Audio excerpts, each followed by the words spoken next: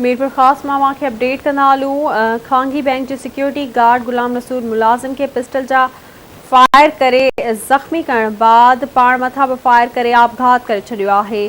ख़बर मां शेयर कंदा हलूं। अहम ख़बर आहे ज़ख्मी मुलाजिम वहाब गोरी जी हालत नाज़ुक ॿुधाई पई वञे, जंहिंखे सिविल अस्पताल मुंतकिल कयो वियो आहे। तफ़सील मालूम कंदासीं उमर दाऊद कोटोखा जी। उमर, अपडेट कजो, छा मामलो आहे?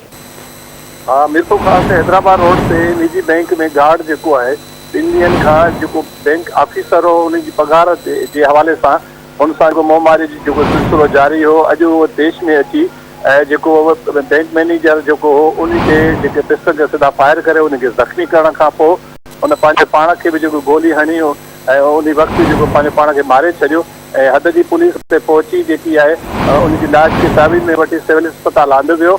ऐं जॾहिं त जो ज़ख्मी जेको बैंक ऑफिसर हो उनखे सीरियस हालत में सिविल अस्पताल मिरपुरखास आंदो वियो। उतां जेको आहे ऐं उनखे जेको आहे हैदराबाद रेफर कयो वियो।